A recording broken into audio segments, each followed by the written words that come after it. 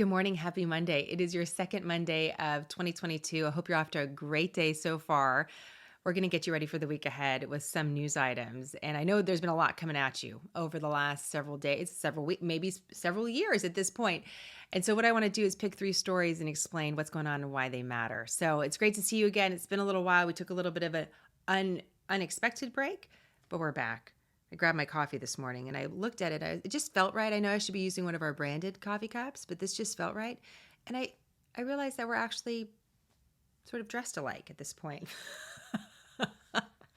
So there you go. All right, let's go ahead and start off with what's going on in the job market. You know, in a quote unquote traditional news cycle, what happens with the jobs report, which is our monthly report where we get an idea of what's happening with the labor market, would really drive the news cycle. But that's not what it's been like, at least over the last year or so. So I really like focusing on the economy because it's something that we all connect to.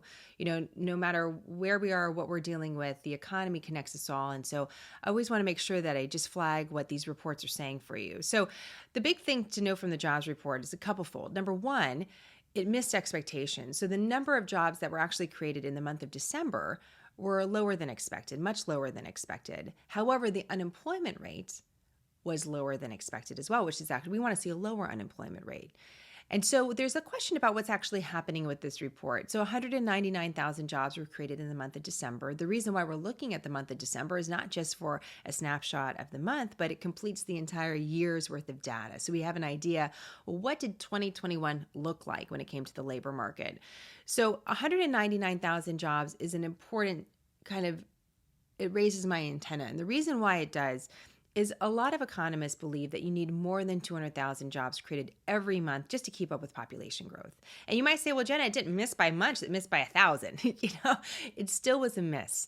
And so in a normal time, we would want to see more than 200,000 jobs created, but we're not in a normal time. We're coming we're navigating a pandemic still. We're navigating a very untraditional, historic time in the economy. And so we need more jobs created. And so one of the big takeaways we got from this jobs report is that we saw the most jobs created ever in the history of data collection, which dates back into the 1930s in America.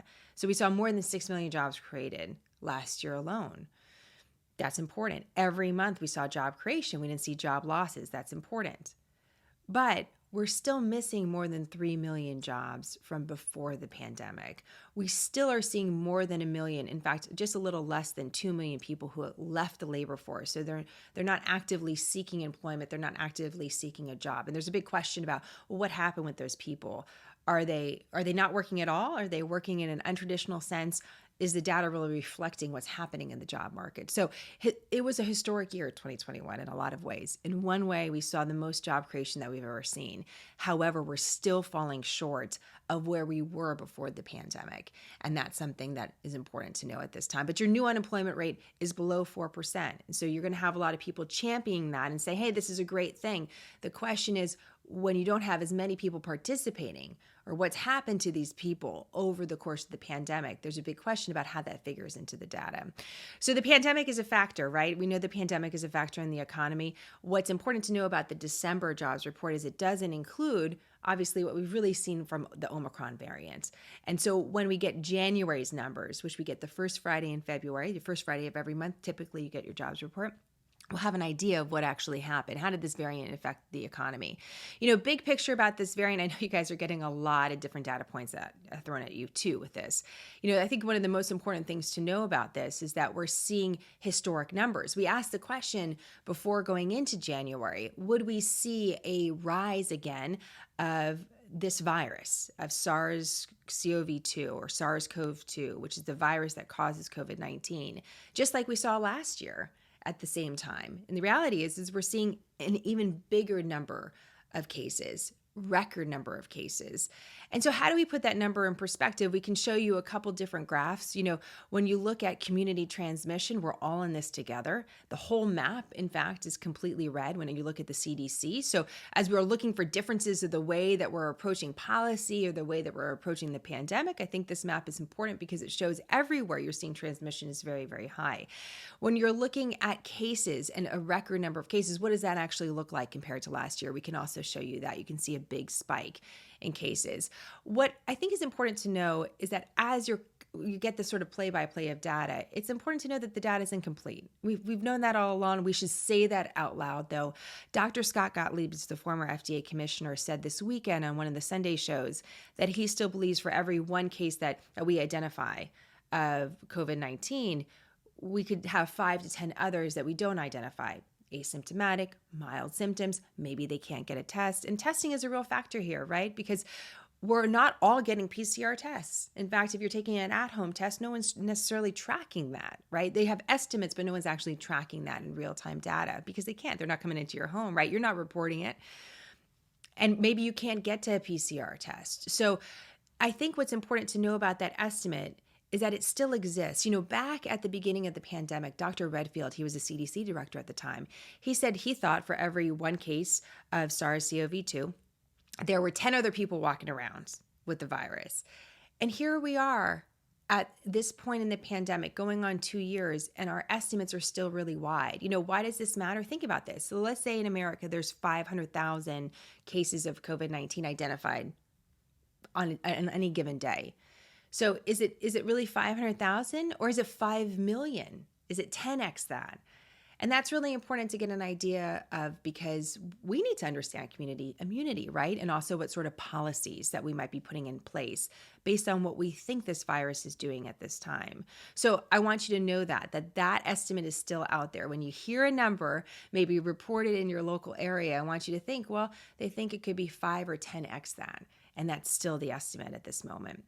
Real quick foreign policy story I want just to continue to have on our radar. It has to do with Russia. We've talked a lot about this over the last several months. In fact, there's been all these reports of Russia building up troops along Ukraine, the border with Ukraine. And we know in the past, Russia invaded Ukraine, annexed Crimea, a part of Ukraine that was considered part of Ukraine at the time. Russia considers it their territory. And really for the last 8 years, there's been conflict between Russia and Ukraine, varying at different levels. But the troop buildup is significant because we're seeing tens of thousands of troops at the border and machinery and equipment. And the question is, what is Russia actually up to? There are a series of meetings happening. In fact, there's one that already happened today between the U.S. and Russia, talking about what's happening in the region overall.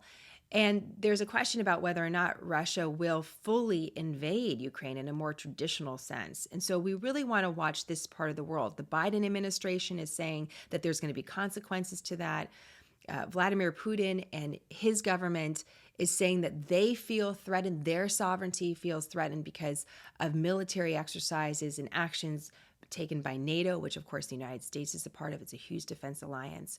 So you have a lot of tension in this part of the world. And the reason, we just have to watch what's happening here. Any sort of movement from either side about what's taking place and why does it matter? First of all, if a neighbor walked into your yard and said, I'm gonna take part of your yard, right?